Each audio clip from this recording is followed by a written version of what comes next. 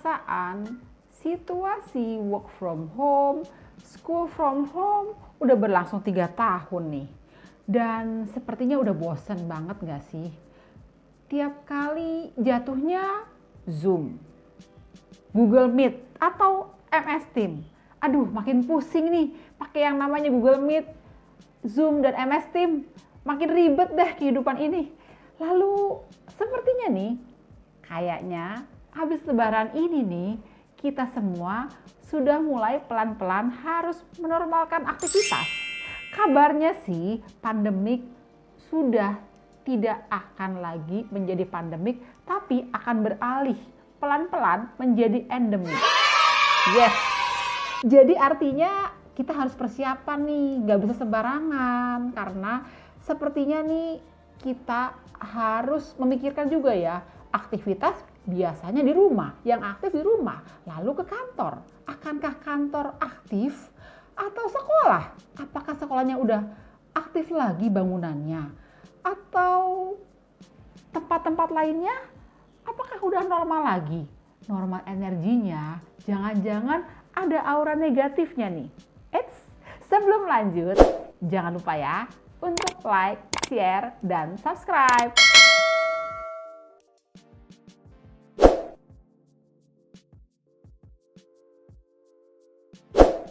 Nah, teman-teman sekalian, apa kabar nih? Gimana kondisi kalian sekarang? Sebenarnya sih, kalau kamu tahu berita-berita yang terjadi nih ya, katanya nanti Juli akan dilakukan sekolah tatap muka 100%. Dan kabarnya juga kantor-kantor harus mulai 100% karyawan masuk kembali normal. Nah, hati-hati nih kalau secara Feng Shui bangunan-bangunan tersebut harusnya dicek dulu nih, akankah masalah? Karena coba kamu bayangin, bangunan-bangunan tersebut ini selama kurang lebih dari tahun 2019 sampai 2022. 19, 20, 21, 22. 3 tahun lebih ya, kosong, tidak full. Aktivitasnya ada yang 25%, bahkan ada yang tidak aktif sama sekali.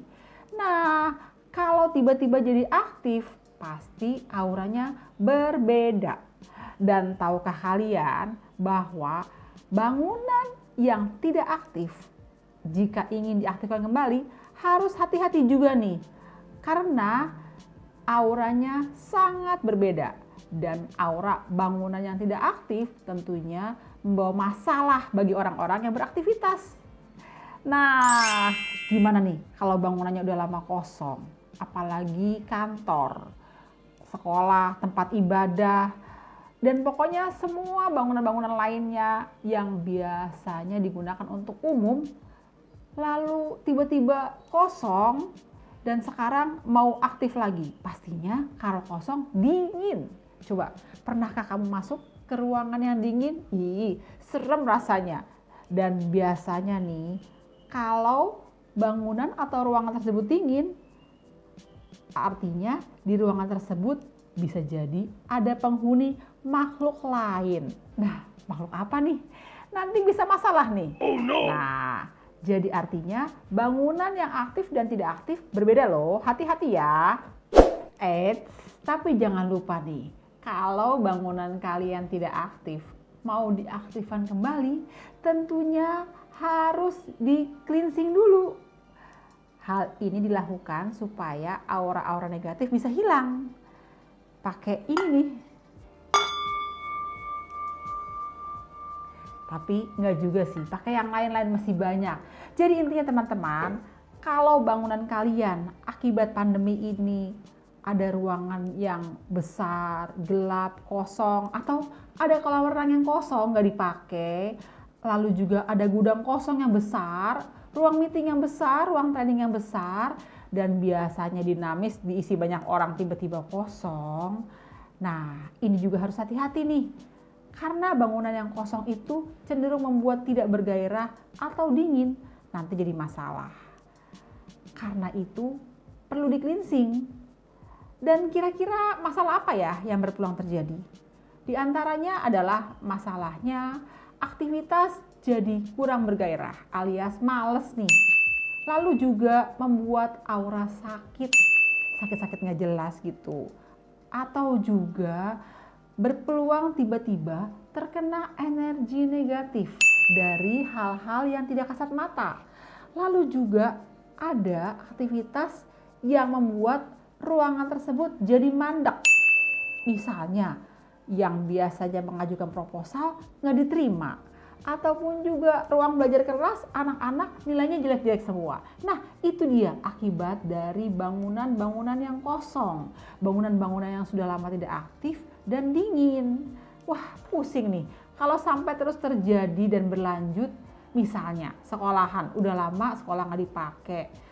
Terus ada ruang perpustakaan yang gelap.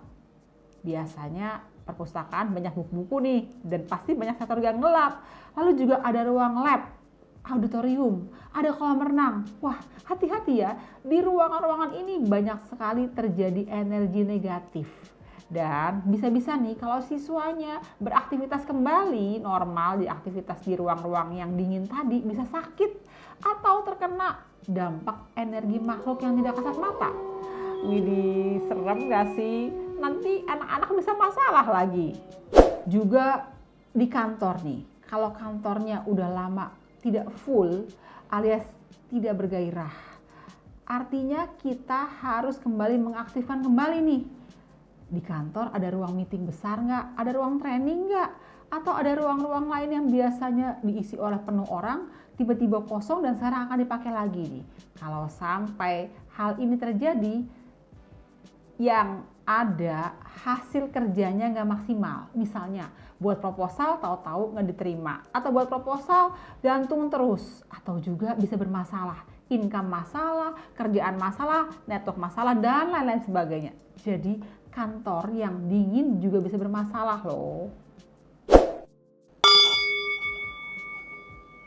Oke deh, sepertinya kita harus mensolusikan terlebih dahulu nih bangunan yang udah lama nggak dipakai dan ingin diaktifkan lagi. Harus gimana ya? Yang pertama yang bisa dilakukan adalah cleansing.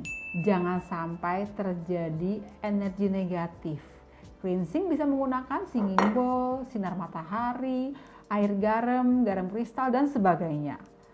Dan yang kedua, buat terang seluruh ruangan-ruangan di bangunan tersebut. Apalagi ruangan yang besar, gelap, berbau, dan juga beraura dingin lembab. Dan jangan takut boros listrik nih. Sebaiknya nyalain terus aja lampu-lampu di ruang tersebut.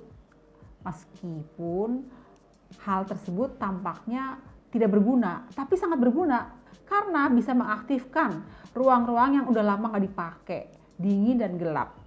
Apalagi dalam 3 bulan ke depan lampu tersebut harus nyala.